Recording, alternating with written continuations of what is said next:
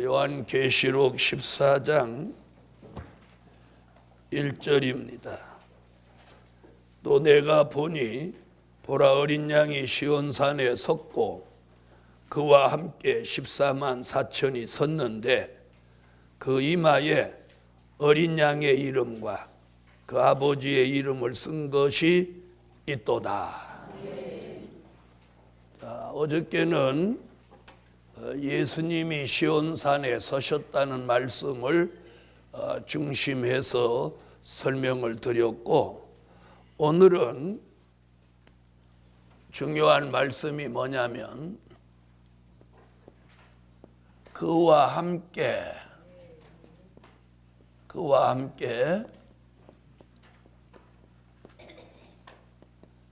14만 4천이 섰는데, 이 말씀이에요. 여기 그라고 하는 것은 누구? 네, 어린 양 예수, 그분과 함께. 자, 그렇다면 이건 무슨 얘기냐면 14만 4천이 예수님과 함께 지상에 왔다는 거예요. 지상에 강림하신 예수님을 따라왔어요. 예수님이 지상에 오셨죠? 누가 또 따라왔어요? 14만 4천이 따라왔어요. 자, 그럼 이 14만 4천, 다른 얘기 없이 그와 함께 14만 4천이 섰는데, 그럼 여기 그와 함께 14만 4천이 섰는데, 그럼 그 14만 4천은 누구냐?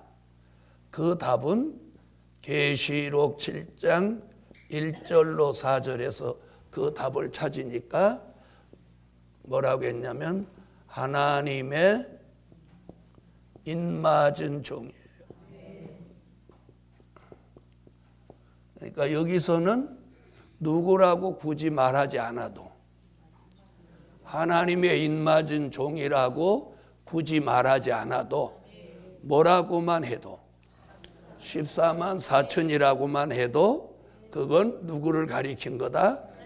하나님의 인맞은 종을 가리킨 거다. 알 수 있죠? 왜 알 수 있느냐?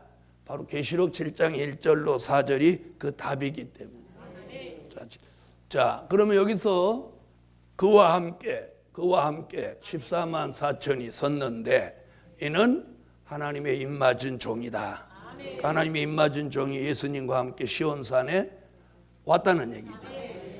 자, 그러면 요 본문 안에는 없지만 이거와 같은 역사가 뭐가 있느냐면, 순교자도 이때야 함께 온다는 거예요. 누구? 순교자.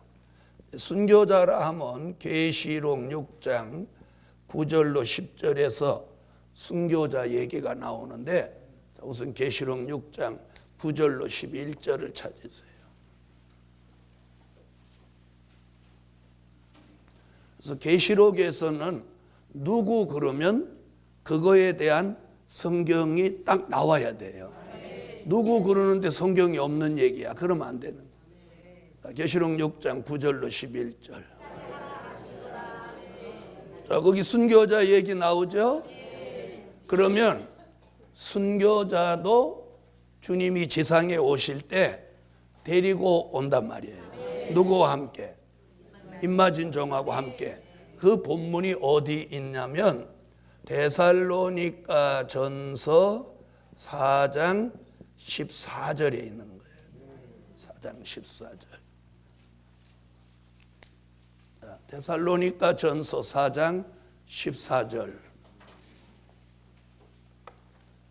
찾으셨으면 읽어주세요.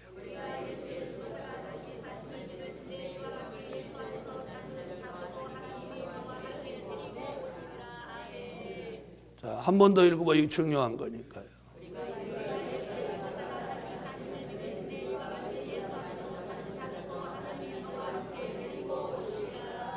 거기 나오죠.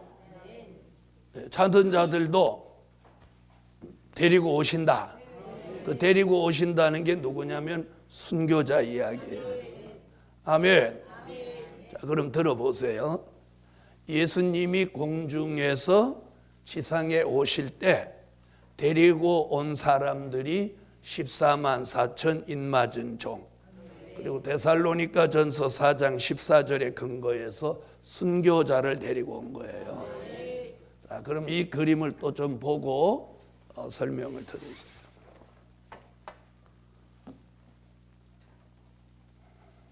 이 그림이 보드판에 이렇게 항상 있는 건 이 설명을 하면서 이 그림을 참고를 계속 끊임없이 해야 돼요.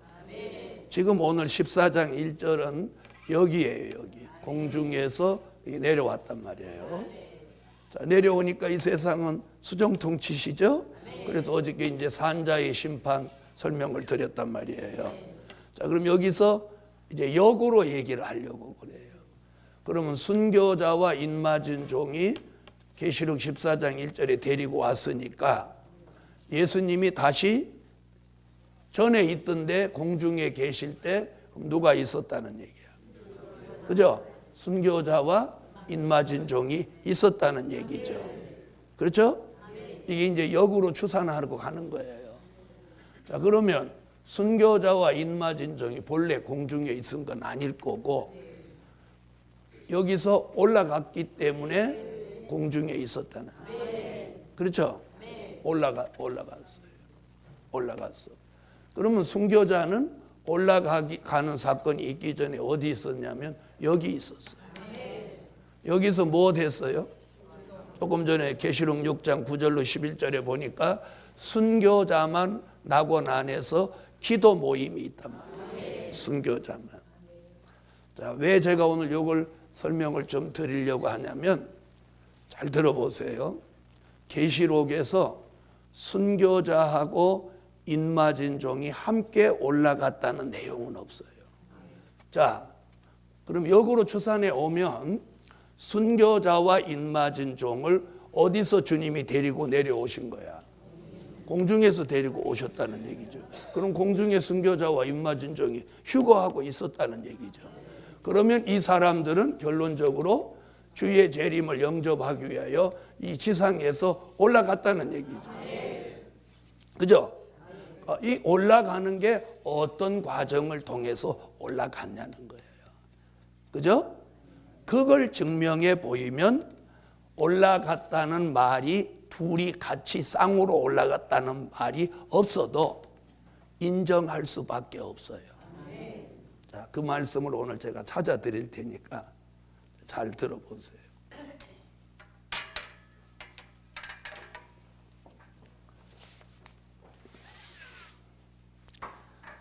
자, 순교자는 부활을 해야죠. 부활을 해야죠.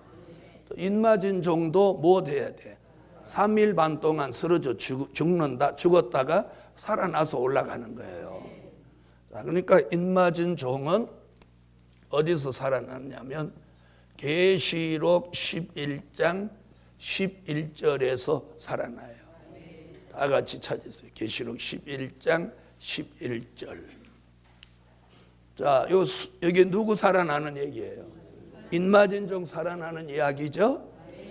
그러면 이제 인맞은 종이 살아날 때 순교자도 함께 살아나요. 자, 그럼 순교자는 어디서 살아난다고 했느냐면, 자, 우선 이사야 26장 19절 찾으시겠어요?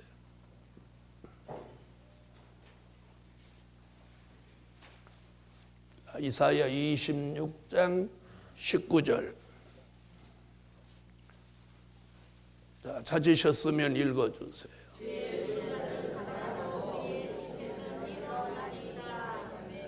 자, 시체까지 가면 안 되고 주의 죽은 자들은 살아났고, 고만 콤마잖아요. 거기 끊어진 거잖아요. 살아났고. 그게 누구 얘기냐면 순교자 얘기예요.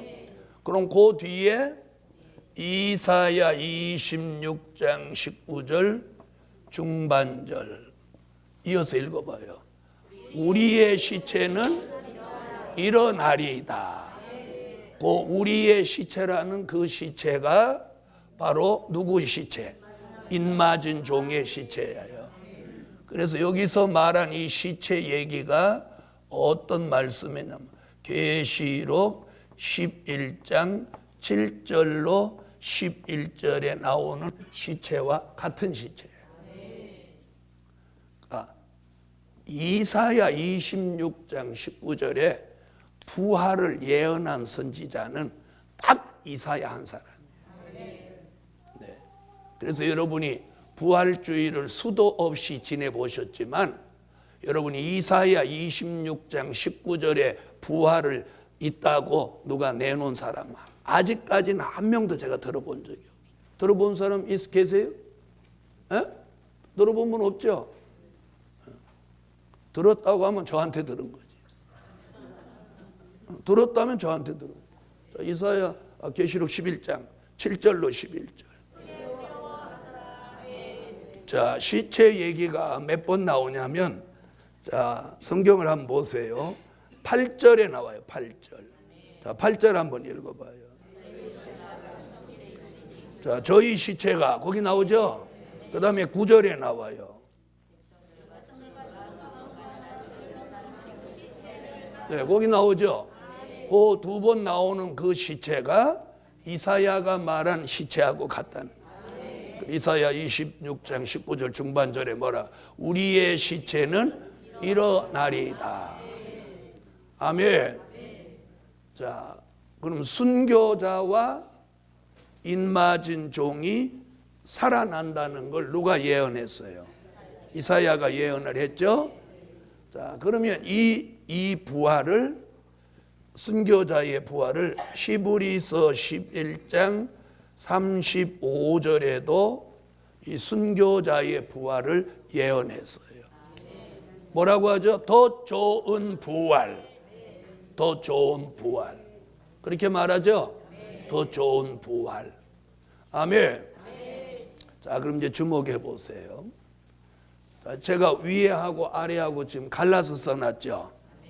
위에는 누구 얘기고 인맞은 종이 살아나는 이야기고 아래는 순교자가 살아나는 이야기예요.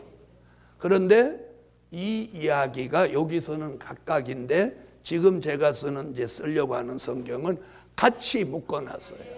순교자하고 인맞은 종하고 같이 묶어놨어. 그 같이 묶어놓은 게 어디냐? 고린도전서 15장 51절로 54절, 또 데살로니가 전서 4장 16절로 17절, 그리고 요한계시록 20장 4절로 5절. 다 같이 찾으세요. 고린도전서 15장을 찾으세요. 오늘은 이걸 이렇게 딱 갈라놓고 합해서 예언한 걸 딱 구분합니다. 자, 고린도전서 15장 읽으세요. 자, 여기를 읽어보면 자, 주목해 보세요. 순교자는 여기서 뭐라고 하느냐면 부활한다고 하는 거예요. 그러니까 무슨 채? 순교자는 부활체. 그 다음에 인맞은 종은 뭐라고 했어요? 변화체.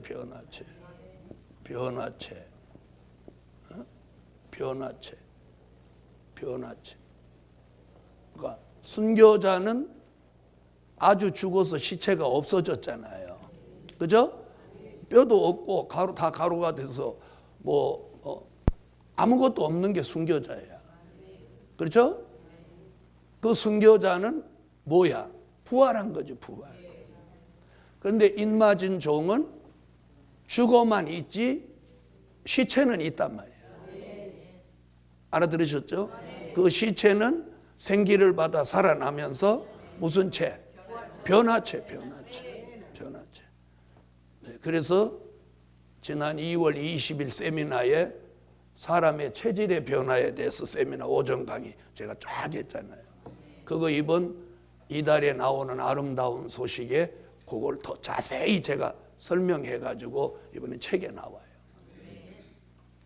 자, 인간은 본래 육체에서, 본래는 뭐예요? 흙덩어리였어, 흙덩어리. 그죠?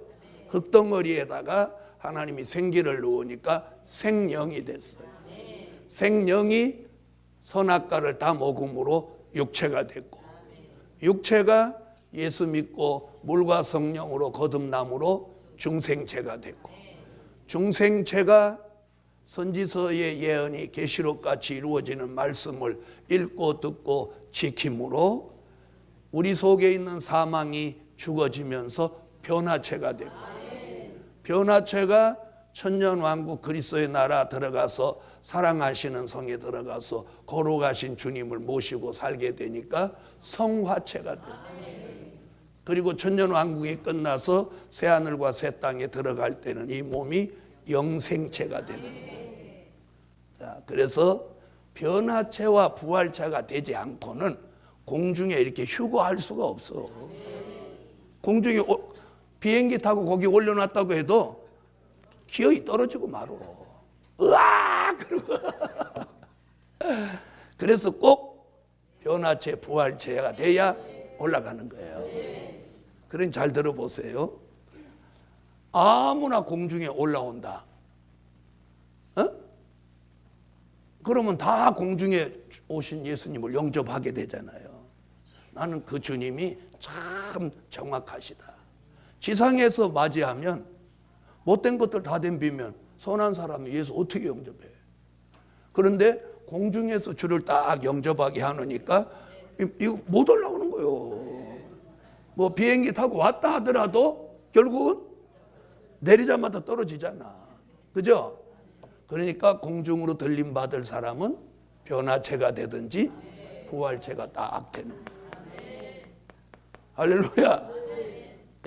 이걸 못 통과하는 거예요, 이걸.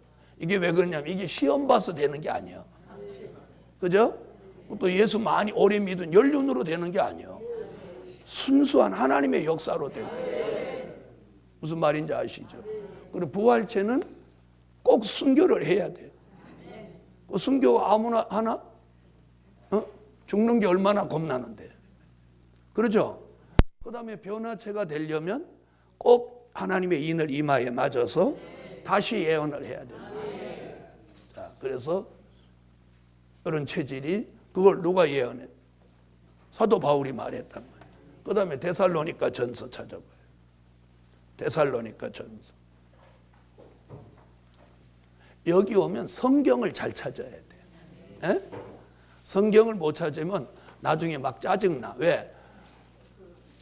내가 찾으면 벌써 다 읽고 다음 구절로 가버리는 거야. 그런데 여기 몇 달 다니면 이제 자기도 도 같아. 목사님들도 여기 오면 성경 못 찾는 분 많아. 하박국을 제일 못 찾아. 하박국 한 번도 읽어본 적이 없고. 자, 데살로니가 전서 4장 16절로 17절.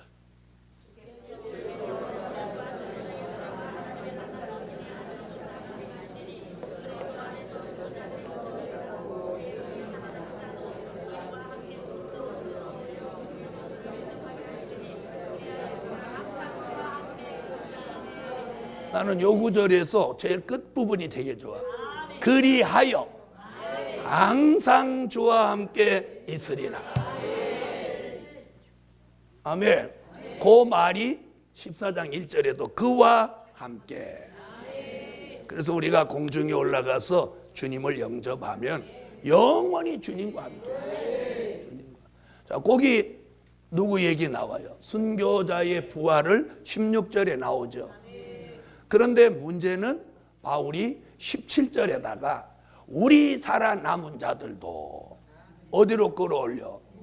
공중으로 끌어올려. 요 구절 때문에 지금까지 예수 믿고 있으면 어느 날 주님 오실 때 어떻게 다 올라간다.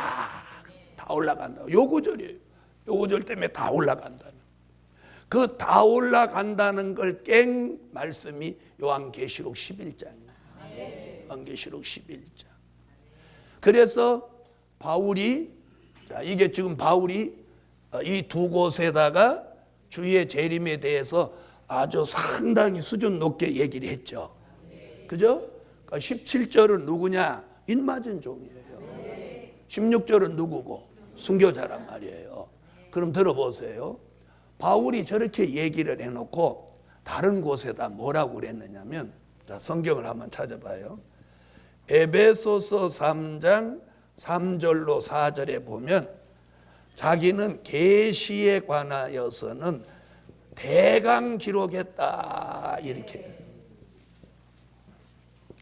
이 얘기를 데살로니가 전서 4장 18절에다 써놨어야 혼란이 없는데, 무슨 말인지 아세요?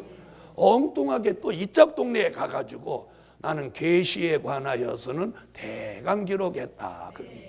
자, 다 찾으세요. 에베소서 3장 3절로 4절 읽으세요.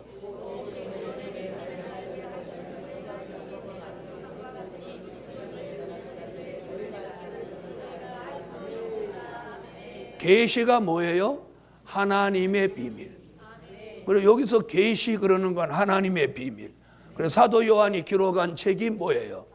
요한 계시록. 그 계시라는 말과 사도 바울이 말한 계시라는 말이 같은 뜻을 가지고 있어요. 그게 무슨 얘기예요? 미래에 대해서 주의 재림에 관계된 이야기는 나는, 바울은 대강 기록한 거다. 그러니까 고린도 전서나 데살로니가 전후서, 고린도 전후에서 바울이 재림에 대한 얘기를 상당히 많이 했어요. 그래서 바울의 종말론은 대강 기록한 계시이기 때문에 뭘 하냐? 참고. 계시록이 기준. 계시록이 기준이에요. 이 종말에 대한 비밀은 사도 요한이 기록한 요한 계시록이 기준이고, 바울의 계시는 여기에 갖다 붙이는 참고예요, 참고. 근데 이게 거꾸로 가버리면 안 되는 거예요.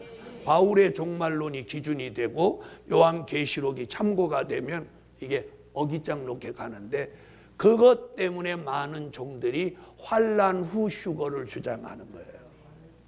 무슨 말인지 아세요? 그리고 무호 통과설도 주장하고 수정통치 통과설을 주장하는 거예요. 네. 여러분, 이제 멀지 않아서 복음 통일이 이루어져요. 복음 통일. 또 말씀 통일이 이루어져요. 진리 통일이 이루어져요. 그리고 사상 통일이 이루어져요. 그러면 요게 통일이 되면 그 다음에 뭐가 통일이 되면 행동 통일이 이루어져요. 지금 사상이 안 맞고 말씀이 안 맞으니까 행동을 맞출 수가 없어. 무슨 말인지 알아요? 근데 앞으로 이게 통일되는 거예요. 왜? 지금은 젓가락으로 말하면 다 각각 흩어놓고서나 자기가 제일 길다고 한단 말이에요. 그죠? 언젠가는 이 젓가락을 한 대 모아갖고 딱딱딱 이렇게 하면 딱 답 나와, 안 나와? 길고 짧은 젓가락 딱 답 나오죠? 그러면 짧은 건 들어가, 기른 것만 남아. 무슨 말인지 아세요? 자, 들어보세요. 이제 앞으로 사람들이 계시록 여기 오면 여기만 와서 계시록 듣는 거 아니에요. 저기도 가보고 저기도 가보고 다 가보는 거예요. 에? 여러분, 동네 빵집이 3개 있으면 한 집 빵만 안 먹어봐. 에? 오늘은 이 집 빵만 먹어보고 그 다음 날은 저 집 빵도 먹어보고 저 집 빵도 먹어보고. 그래서 오늘 이 바울의 종말론은 뭐예요? 대강. 그럼 사도 요한의 종말론은 계시록 1장 2절 다 증거. 자, 계시록 20장 4절로 5절을 찾아보세요. 여기 이제 그 답이 있어요. 이게 결정적 답이에요. 자, 잘 들어봐요. 자, 여기 뭐라고 하느냐면, 자, 20장 4절에 보면 순교자와 인맞은 종 이야기가 나오죠. 목배임을 받은 자의 영혼들과. 그랬죠? 그럼 누구 얘기예요? 순교자 얘기예요. 그리고 그 다음 얘기가 뭐예요? 짐승과 우상에게 경배하지 아니하고 그 이름의 수를 이마의 수를 받지도 아니하고 살아서. 자, 그 사람은 누구 얘기해? 인맞은 종 얘기란 말이에요. 자, 이 두 사람이 살아나는 부활을 뭐라고 하죠? 첫째 부활. 그러니까 순교자와 인맞은 종이 살아나는 부활을 뭐라고 한다고? 첫째 부활이라. 그럼 왜 여기서 말하는 걸 순교자라고 하냐? 5절에 보면 그 나머지 죽은 자들은 나오죠. 그 나머지 죽은 자들은 못하기까지, 천년이 차기까지, 천년 왕국이 끝나기까지 살아나지 못한다 이거예요. 알아들으셨어요? 그러니까 낙원에 있던 순교자만 싹 나와서 살아나고 그 나머지 그 사람들은 천년 왕국이 끝나야 백보자 심판 때 전체 부활로 살아나는 거예요. 요 구절이 이제 뭘 우리에게 예시해 주는 구절이냐면 이게 굉장히 중요한 거예요. 앞으로 여러분이 이제 현장에 부딪히면 별 경상도 말로 얄궂은 걸 물어보는 사람들이 많아요. 또 알고 싶어서 물어보는 사람도 있고 골탕 먹이려고 억지로 거는 사람도 있어요. 자, 보세요. 자, 인맞은 종이 3일 반 동안 쓰러져 죽었다 살아나는 시점이 여기예요. 여기. 그럼 지금 계시록 20장 4절로 5절을 보면 이때 누구도 함께 순교자도 여기서 같이 살아나는. 그래서 순교자하고 인맞은 종이 같이 올라갔기 때문에 여기 순교자 인맞은 종이 공중에 있고 이들이 예수님 따라 내려왔기 때문에 순교자와 인맞은 종이 지상 강림하는 거예요. 이해됐어요? 지금까지는 순교자가 첫째 부활로 나온다 이런 얘기를 안 한 거예요. 순교자에 관심도 없고 관심 뭐 누가 가지는 사람 있어요 없어요? 없죠. 그래서 순교자와 인맞은 종이 여기서 같이 살아난다는 그 증명을 한 게 계시록 20장 4절 5절이란 말이에요. 그 나머지라는 말은 아직 죽어서 어디 있는 사람? 낙원에 있는 사람. 이 사람 누구냐면 예수 믿고 늙어 죽은 사람, 병들어 죽은 사람, 사고로 죽은 사람은 여기 남는 거예요. 이때 누가 부럽겠어? 이때 순교자가 진짜 부러운 거야. 왜? 살아나갖고 주님을 여기서 또 영접하네 글쎄요. 그리고 천년왕국이 이루어지면 사랑하시는 성에서 천년 동안 순교자는 왕으로 사는데 이 사람들은 천년이 차도록 살지 못한다는 거예요. 그럼 언제? 천년왕국 끝에 여기 백보자 심판 때 요 나머지 사람들이 생명의 부활로 나온다고 어저께 설명드렸죠. 이제 감이 오시는 거예요. 이렇게 하면 이게 탁탁 정립이 돼야 돼. 이는 말씀이 정립이 중요한 거예요. 잘 들어보세요. 이게 말씀이 정체가 되면 자기는 알겠는데 남에게 설명이 안 되는 거예요. 이게 정립이 안 돼서 그런 거예요. 이 머리에서 교통 정리가 안 된 사람. 그러니까 뒤따 떠들기는 하는 거예요. 여기서 막 불이 올라오니까. 에? 그러니까 막 두서없이 막 떠드는 거예요. 그러니까 듣는 사람은 빵 쪄갖고 있는 거지. 전하는 사람이 정립이 안 됐는데 듣는 사람이 어떻게 정립이 되겠어요? 그런데 이걸 또박또박 정립돼갖고 딱 전해주면 요 하나도 흘러가지 않고 요리 쏙 들어오는 거예요. 아멘. 그래서 전하는 사람이 정립이 확실히 돼 있어요. 요 화살표가 다시 예언이 끝나면 여기 인맞은 종이 3일 반 동안 쓰러져 죽었다가 생기받아 살아날 때 누가 먼저 살아나? 순교자가. 그래서 이사야가 예언했죠. 주의 죽은 자들은 살아나고 우리의 시체는 일어나리다. 그리고 그 뒤에 티끌에 거하는 자들아 주의 이슬은 빛난 이슬이니 땅이 죽은 자를 내어놓으리로다. 이게 전체 부활이에요. 그래서 이사야가 대단한 선지자예요. 네. 그런데 주의 종들이 왜 이사야 26장 19절에 부활을 세 가지로 이렇게 예언한 걸 그렇게 은혜시대 종들이 한 번도 쓰신 적이 없어요. 왜 안 썼냐? 우리 보고 써라. 왜 그러냐면 은혜시대 종들은 그렇게 쓸 필요가 없어요. 왜 그러냐면 계시록을 설명하려면 그게 안 나오면 이게 설명이 안 되는 거예요. 그런데 미리 막 써갖고 이거 헷갈리게 해놔두면 나중에 진짜 우리가 써먹을 때 또 골치 아파. 그래서 하나님이 그냥 놔둔. 그래서 봉함한 책임. 아무나 쓰지 못하도록 봉해 놓은 거예요. 자, 이게 무슨 부활이라고? 네, 그럼 첫째 부활이라는 말은 둘째 부활이 있다는 예시죠. 그런데 왜 성경에는 둘째 부활은 없냐? 잘 들어보세요.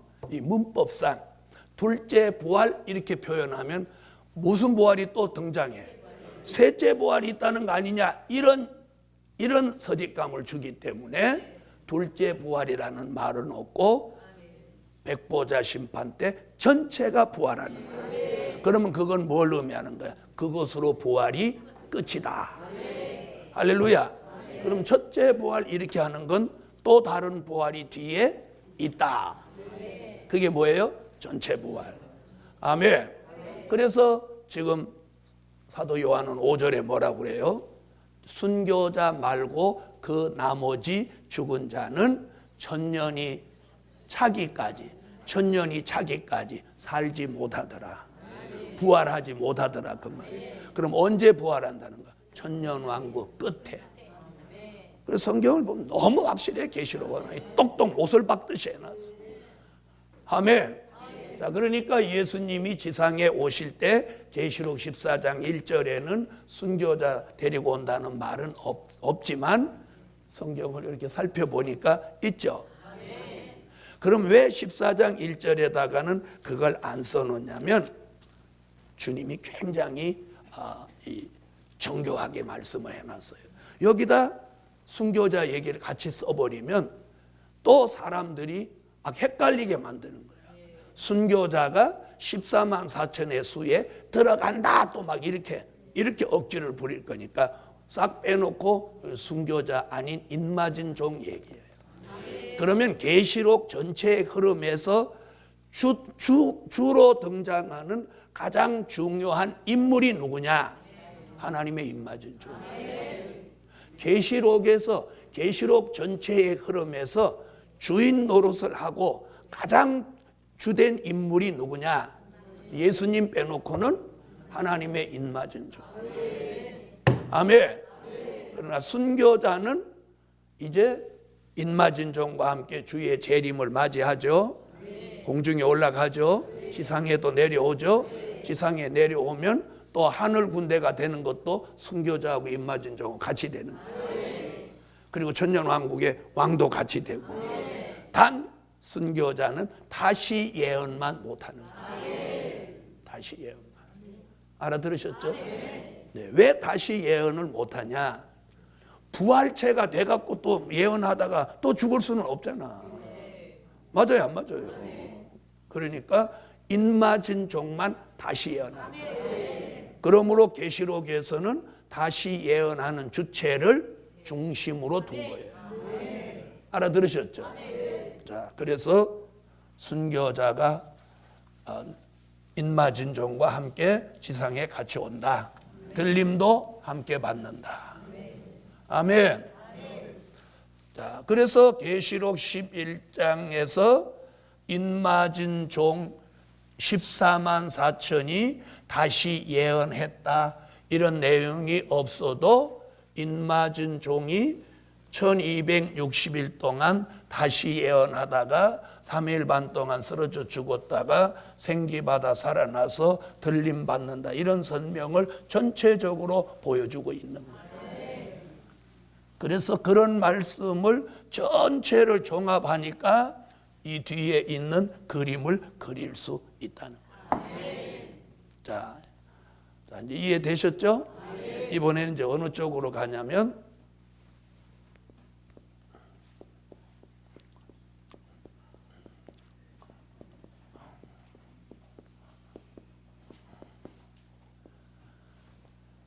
자, 14만 4천 이야기를 현실적으로 굉장히 논란이 많은 부분이에요. 논란이 무슨 논란이냐면 이 14만 4천을 뭐라고 하냐면 영적인 수라고 하는 분도 있고 또 상징이라고 하시는 분도 있어요. 상징수. 또 어떤 분은 직접 저한테도 그렇게 얘기했어. 아주 적은 수다. 그리고 2명도 될 수 있다. 자, 오늘 우리 시대에 지금 영적인 수라고 하고 상징수라고 하고 적은 수라고도 합니다. 저는 실제 수라고 합니다. 무슨 수? 실제 수. 지금 요한계시록 14장 1절에서 어린 양이 시온산에 섰고 그와 함께 14만 4천이 섰는 데로부터 시작하면서 14만 4천이 실제 수라고 하는 것을 언급을 계속하고 있어요. 자, 그러면 실제 수라는 계산을 어디로부터 시작하냐면 계시록 7장 1절로 8절에 보면 한 지파가 1만 2천입니다. 그런데 몇 지파? 12지파. 이걸 합하면 곱하면 이게 14만 4천이라는 똑 떨어지는 수학 공식 숫자입니다. 그런데도 사람들은 자꾸 그 수를 가지고 영적 상징 이런 쪽으로 자꾸 가는 이유가 뭐냐? 이 인마진종 14만 4천을 구원받은 사람의 수라는 개념으로 가니까 자꾸 저렇게 피해 가려고 하는 거예요. 전 인류가 지금 수가 얼마예요? 70억을 넘었었어요. 그죠? 애를 안 낳아도 70억을 넘었었으니. 자, 보세요. 한 지파가 1만 2천이에요. 12지파. 그러니까 이 14만 4천이라고 하는 수는 구원받을 사람의 수가 아니고 다시 예언할 종의 수예요. 그래서 우리가 인맞은 종의 사명을 알면 금방 해답을 찾는 거예요. 인맞은 종이 뭐 하는 사람이냐 이거예요. 뭐 하는 사람이냐? 구두 닦는 사람이냐? 인맞은 사람이 왜 14만 4천을 인맞은 사람을 만드냐는 거예요. 왜 만드냐는 거예요. 그러니까 구원받은 사람이 14만 4천이라고 하면 너무 숫자가 적잖아. 그러니까 영적이다, 상징이다 이렇게 가는 거야. 그런데 창세기서부터 계시록까지 성경에 등장한 사람의 수는 영적 수, 상징 수 하나도 없어. 다 실제 수지. 실제 수요 아니요? 실제 수죠. 그런데 계시록에서만 14만 4천을 자꾸 영적 상징이라고 하는 거예요. 그런데 저 딱 만나면 이 생각이 아무리 찌들었어도 한 번에 뺑 돌아와요. 다 같이 뺑 하고 돌아오는 거예요. 180도로 확 돌아버리는 거예요. 너무 정확하게 해요. 자, 무엇하는 사명이야? 다시 예언하는 사명이야. 계시록 10장 11절 11장 3절로 6절에 다시 예언하는 거예요. 다시 예언. 인맞은 종의 사명은 다시 예언이야. 그러면 환란 시대에 구원받는 사람의 수는 어디 나오냐면 계시록 7장 9절로 14절에 뭐라고 했냐면 능히 셀 수 없는 무리예요. 이게 구원받을 사람의 수예요. 능히 셀 수 없어. 이걸 모르니까 자꾸 인맞은 종의 수가 14만 4천. 그럼 구원받는 사람이 14만 4천 너무 적지 않냐? 너무 적지 않냐? 그러니까 영적인 수다. 뭐 이렇게 하는. 만약에 잘 들어보세요. 인마진종을 영적인 수라고 하는 사람들은, 상징 이렇게 말하는 사람들은 대체적으로 다시 예언이라는 말을 잘 안 해. 중요하게 생각하지 않아. 그런데 요한계시록에서 가장 핵심은 뭐냐? 다시 예언이야. 주님이 오시기 전에 전 세계를 회개시키는 운동이 1260일 동안 있다. 이게 굉장히 중요한 거예요. 그 운동에서, 그 과정에서 이 사람들이 나오는 거예요. 자, 다 같이 찾아봐요. 계시록 7장 9절로 14절. 자, 이 사람들은 누구라고 그랬어요? 어린 양의 피에 옷을 씻어 쉬게 한 자다. 어린 양의 피. 이게 무슨 얘기냐면, 이게 요한복음 3장 3절로 5절에 이게 거듭난 사람이에요. 그래서 앞으로 거듭나지 않고는 구원받을 수 없는 시대가 와요. 지금은 거듭나지 않아도 예수 이렇게만 하면 구원받아, 영혼은. 그러나 천년왕국 그리스도의 나라에 들어갈 사람은 요한복음 3장 3절을 한번 다 같이 찾아보세요. 요한복음 3장 3절로 5절. 그 하나님 나라가 뭐예요? 천년왕국 그리스도의 나라 말하는 거예요. 아멘. 그 하나님의 나라에 들어갈 수 없다. 자, 그래서 구원받을 사람의 수는 능히 셀 수 없는 무리. 인마진종 14만 4천의 수는 다시 예언할 종된 자의 수다. 자, 이렇게 보지 않으면 자꾸 영적인 수, 상징수 이렇게 보는 거예요. 자, 그래서 이 수학 공식을 이걸 자꾸 훼손하려고 하면 안 되는 거예요. 자, 그다음 보세요. 이것이 조금 미흡하면 바로 이제 14장에서 인마진 종의 수가 실제 수라는 걸 14장 1절에서 5절 사이에서 이걸 이제 증명해 보이는 거예요. 자, 보십시오. 자, 계시록 14장 1절에서 뭐라고 하냐면 14만 4천이 어린 양과 함께 서천이 섰는데 그러니까 예수님과 함께 섰어요. 그럼 섰으면 뭐가 있다는 거예요? 다리가 있다는 거지. 다리가 있다죠. 14만 4천이 섰는데, 문재선 목사가 강단에 섰는데, 그럼 이게 실체를 말하는 실체가 있는 거잖아요. 그죠? 그럼 영적이면 어떻게 설 수가 있어요? 없어요? 없죠? 그 다음에 무슨 얘기 나냐면 그 이마에 어린 양의 이름과 아버지의 이름 쓴 것이 있도다. 그러면 이마, 자, 섰으니까 다리 있고 이마 있으면 복판 똥가리는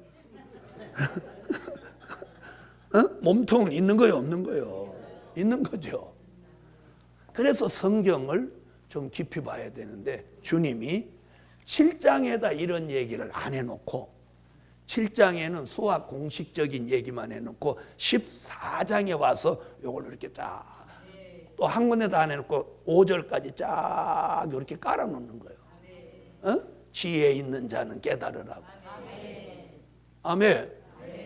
그러니까 잘 모르겠으면 가만히 있으면 되는데 영적이다 상징이다 막 해버려. 자, 그 다음 보세요. 다시 이제 3절 읽어보세요. 저희가는 누구 얘기야? 14만 4천 얘기죠. 왜? 1절에서 14만 4천 얘기를 계속하고 있으니까. 에? 자, 거기 보면 저희가 보좌와 내생물과 장로들 앞에서 새 노래를 부르니. 새 노래를 못해? 부르니. 그럼 새 노래를 부르려면 뭐가 있어야 불러? 그렇지. 부르니. 그러니까 노래를 부르려면 입이 있죠. 자, 그다음 땅에서 구속함을 얻은 14만 4천 인 거기 나오죠. 땅에서 무엇 받았대요? 땅에서 무엇 받았어? 구속함을 받았어. 그럼 이 사람들은 구속함을 받아서 예수 믿고 속죄받은 사람이죠.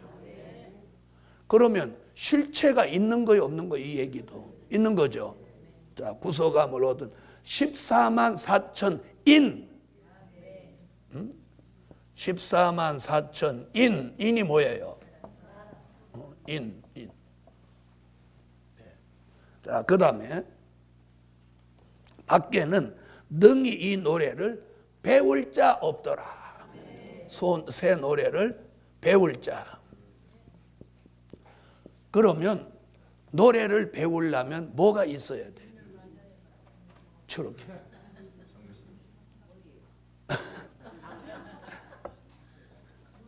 머리가 있어야죠. 그러면 머리로 노래를 배웁니까? 머릿속에 들은 정신으로 배우는 거죠. 그죠? 침에 들으면 못 배우잖아요, 노래.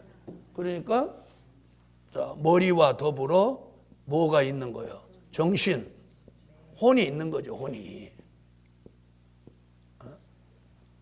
자, 그 다음 보세요. 이번 4절에. 4절이 뭐야? 이 사람들은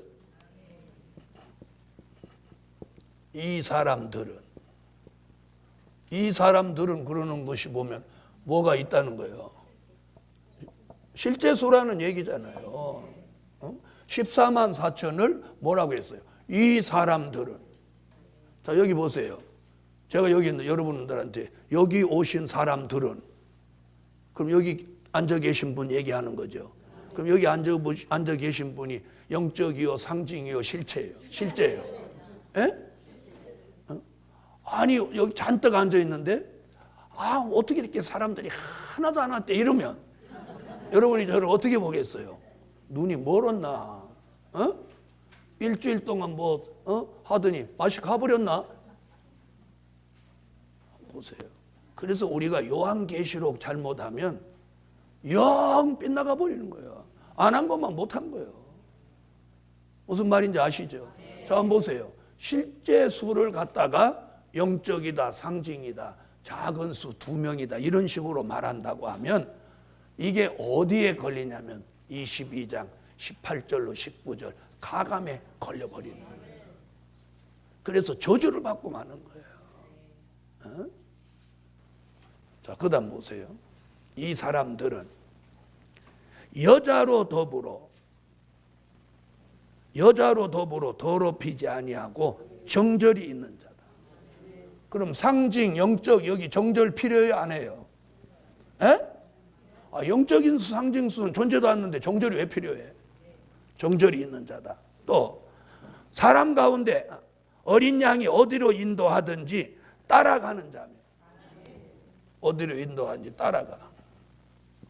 자, 그럼 실체가 있어야 따라가요? 실체도 없는데 따라가요? 자, 보세요. 예수님이 아무도 없는데 야야 따라와라 그러면 예수님까지 이상해지네. 맞죠? 어린 양이 어디로 인도하든지 따라가는 자예요. 따라간다는 게 뭐예요? 실체가 있으니까 따라가죠. 그죠? 그 다음에 또 뭐라고 하나 보세요. 사람 가운데 구속을 받아. 사람 가운데 구속받아. 아까 구속 여기 나왔죠. 사람 가운데 구속을 받아. 그러면 실제가 없는데, 실제 사람이 존재 않는데 무슨 구속이 이루어지는 거예요? 안 되죠? 누가 속죄를 받을 거예요? 자, 그 다음에 처음 익은 열매로 하나님과 어린 양에게 속한 자들이니. 그 다음에 이제 5절. 그 입에, 입 나오네. 아까 노래 부르던 입. 그 입에 거짓말이 없고 흠이 없는 자들이더라. 여러분, 제가 요한계시록을 전문으로 해보니까 누가 안 맞는 말을 하고 나올 걸 주님은 진작 기록하기 전에 다 예상하고 다 안전장치를 딱딱 해놨어요. 그것이 무장이 안 돼서 모를 뿐이지. 무슨 말인지 아세요? 네, 저는 현장에서 별 변론을 다 한 사람이에요. 그러니까 저는 그냥 교육을 받은 사람이 아니라 40년 실전을 하고 온 사람이에요. 현장에서 막 실전을 한 사람. 실전을. 그래서 지금 아까 그랬죠. 밑그림이 한번 잘못 그려지면 이게 지워도 흔적이 남는 거예요. 무슨 말인지. 그러니까 첫 번 만남을 제대로 만나야 돼요. 제대로 만나요. 제대로 만나요. 그것도 복이야. 그런데 제가 깨달은 진리는 뭐냐? 14만 4천으로 예정된 사람은 잘못되지 않는다. 잘못되지 않는다. 또 14만 4천으로 선택받은 사람은 잘못 가지 않는다. 그래서 14만 4천으로 선택받은 사람은, 지명받은 사람은 신천지 만나도 별소리 다 해도 이 속에서 아니야. 그래요. 성령이 이 속에서 아니야. 14만 4천으로 선택받은 사람은 절대로 잘못 가지 않아요. 그래서 시련은 있어도 잘못되지는 않아. 실수는 있어도 잘못 가지는 않아. 아멘. 네. 그 다음에 이제 육적 이스라엘이 아니라는 걸 이제 5절부터 7장 5절부터 8절 사이에 이제 육적 이스라엘이 아니라는 답이 그 안에 들었거든요. 그건 이제 천상 다음 달에 해야 되겠다. 다음 달쯤 하고, 오늘은 인마진종 14만 4천은 영적인 수도 아니고 상징 수도 아니고 여건 수도 아니고 실제 존재하는 수다. 네, 그리고 실제 존재한다는 것을 이제 성경적 근거가 있어야 되잖아요. 근거 이거예요. 7장 1절로 8절에 한 지파는 1만 2천, 12지파 곱하니 14만 4천. 그리고 4장 1절부터 14만 4천이 섰는데 그 이마에 새 노래를 부르니 배울 자 없더라. 땅에서 구속함을 받은 14만 4천인 이 사람들은 정절이 있고 어린 양의 어도로 인도하든지 따라간다. 따라간다는 게 뭐예요? 실제 존재하는 수준. 구속함을 입었다. 그 입에 흠이 없고 거짓말이 없는 자들이더라. 할렐루야. 자, 이만하면 실제 수라는 게 증명이 돼요, 안 돼요? 자, 증명이 되는 것으로 끝날 게 아니고 더 중요한 것이 내가 그 수에 들어가요. 이게 자원해서 되는 게 아니고 내가 쉬고도 나는 들어갈 거야 이렇게 억지 써서 되는 게 아니에요. 저분이 만세 전부터 선택했어요. 아, 필통은 이따가 챙겨. 누가 그거 필통 가져간다고 그렇게 딸그락거리며 챙기느라고. 아이고, 나 줘도 안 가져가. 그래서 14만 4천의 이 중요성. 그러니까 요한계시록의 핵심 인물이 누구냐? 인마진종. 이 인마진종은 하나님이 만세 전부터 이사야 43장 1절에 지명해 놓았어요. 그럼 내가 14만 4천이 될 수 있냐 없냐 그 얘기를 오늘 조금 할게요. 자, 인마진종이 먼저 나와서 백성은 다시 예언할 때 나오는 거예요. 그죠? 나오는 거예요. 그럼 지금은 인마진종이 나올 때요, 백성이 나올 때요. 그렇죠. 그러니까 백성 될 사람이 지금 나와서 설치면 인마진종하고 헷갈리게 되잖아. 그죠? 그러니까 인마진종의 수가 차서 인맞은 종이 다시 예언을 할 때 백성이 나온단 말이에요. 그림을 또 보세요.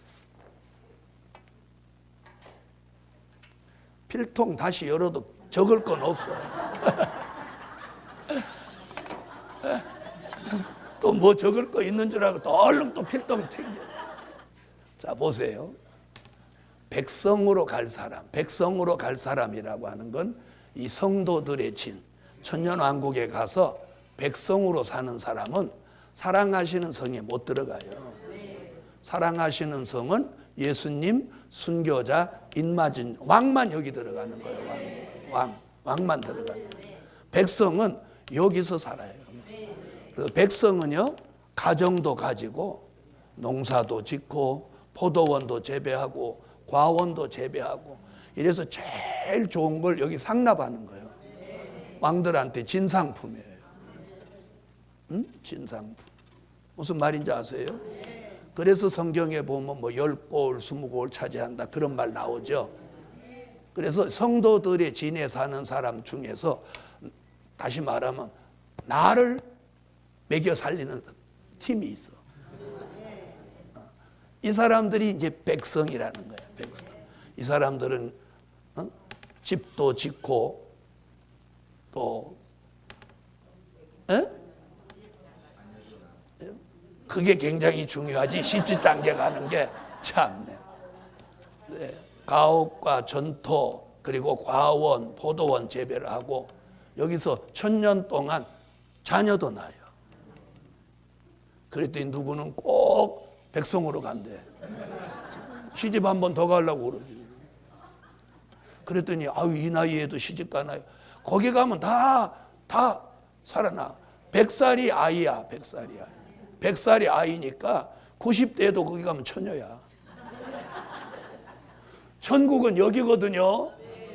천국은 시집장가 안 가요. 그리고 사랑하시는 성도 시집장가 안 가요. 여기에만 시집장가 가요. 그래갖고 가정도 이루고 자녀도 낳아요. 1000년 동안 애를 낳으니까 푸지게 낳는 거지. 창세기에서 아이를 제일 오랫동안 많이 낳은 사람이 다년 무두셀라예요. 969세를 사는 동안 700 몇십 년 동안 자녀를 낳았어요. 그래서 이 백성들은 1000년 동안 자녀를 낳아요. 그래서 이사야 65장 21절로 25절 중에 23절에 보면 저희의 소생도 저희와 함께 있을 것이며, 소생이라는 말이 뭐예요? 백성에서 몸에서 난 자녀. 천년 왕국이 천국이 아닙니다. 잘 들어보세요. 천국은 하나님 보좌 앞에 이루어지는 거고 이건 지구 세계에 이루어지는 거예요. 천년 왕국은 이 세상 지구에 이루어지는 거예요. 지구. 우리가 살고 있는 이 지구가 천년 왕국으로 이루어지는 거예요. 그걸 에덴의 회복이라고 하는 거예요. 자, 그러면 보세요. 다시 예언하는 사람이 인맞은 종이에요. 인맞은 종이 다시 예언을 시작해야 이때 능히 셀 수 없는 무리가 나오는 거예요. 그래서 우리가 막 지금 누구한테 이런 얘기를 해도 잘 안 먹혀 들어가는 이유가 뭐냐면 백성들은 그 말이 안 믿어지는 거예요. 안 믿어지는 거예요. 왜? 지금 그들의 귀가 안 열리는 거예요. 지금 그들이 귀가 열려갖고 다 여기 앞자리 차지하면 누가 밀려나? 정작 입맞을 종이 밀려나잖아. 백성 중에서도 아구빨이 신 사람 있을 거 아니야. 자, 그래서 백성 될 사람은 이때 나오는 거예요. 이때. 지금 백성 안 나와요. 서령 왔다 가더라도 그냥 가고 말아. 에? 재미 하나도 없어. 뭔 말인지 못 알아듣겠어. 백성한테 제일 잘 들리는 건 회개하라야. 무슨 말인지 아셨죠? 인맞은 종한테 제일 잘 들리는 건 뭐냐? 14만 4천이야. 그래서 이 14만 4천은 요 다시 예언하기 전에 나오는 거예요. 여기서 나오는 거예요. 그래서 14만 4천이 다 차야 다시 예언을 하는 거예요. 죽은 사람은 인맞은 종이 될 수 없어요. 어디에 근거 그러냐? 아까 계시록 20장 4절로 5절. 살아서. 나오잖아요. 살아서. 그러니까 엉금엉금 겨다니더라도 살아있어요. 뭐 어떻든 짝대기를 짚고 살든지 어떻게 하든지 다시 예언할 때까지 살으라는 거예요. 살으면 여기 가고 왕권 받는데 여기서 죽었어. 죽으면 곧바로 여기 가는 거예요. 그럼 아까 뭐라 그랬어요? 순교자가 아니면 천년 끝나야 부활해. 잘 들어보세요. 인맞은 종은 지금 나오는 거예요. 그래서 무슨 얘기 하려고 그러냐? 지금 말씀이 들리는 사람은 인맞은 종으로 선택받았다는 증거다. 그 얘기 해주려는 거예요. 그 얘기. 백성된 백성으로 갈 사람은 지금 안 들려. 그러니 70억 분의 14만 4천을 찾으려니까 쉬운 거예요, 어려운 거예요. 그러니까 내가 100명한테 말해도 한 명이 들을까 말까 한 거예요. 그러면 저와 여러분은 몇 분의 1로 선택받았어? 70억 분의 1. 로또 중에 황금 로또야. 잘 들어보세요. 로또 확률이 뭐 870만 분의 1이라고 하더라. 870만 분의 1인가 뭐 그런데 한 800만 분의. 그런데 800만 분의 1 들어가 70억 분의 1이다. 그러면 로또 확률의 몇 배 되죠? 그래서 자부심과 긍지를 가져야 돼요. 여러분 앞으로 이제 이 바람이 불면 대한민국만 해도 5만 교회예요. 전 세계 교회를 다 따지고 이 말씀을 들고 하나님이 나서게 하면 이제 휘파람 부는 날이 오는 거예요. 휘파람 부는. 마태복음 24장 31절에 보면 천사가 하늘 이 끝에서 저 끝까지 사방에서 택함을 입은 자를 모으리라. 모으리라는 말이 뭐예요? 타인의 강제성을 말한 거예요. 모이리라가 아니고 모으리라. 모이리라는 내 발로 오는 거고 모으리라고 하는 건 강제로 끌고 오는 거예요. 이걸 강권 역사라고 해요. 할렐루야. 네. 그래서 여러분이 오늘 소망을 가지셔도 돼요. 기도드립니다. 주님 은혜 감사합니다. 드려진 물질 응답하시며 한 주간 내내 끝맺음을 바로 하는 종들에게 꼭 잃어버린 처음 것들을 완벽하게 회복받게 하시고 오늘 밤에는 처음 행위를 회복받아서 예수 그리스도의 형상을 완성하게 하시옵소서. 예수님의 이름으로 기도하옵나이다. 아멘.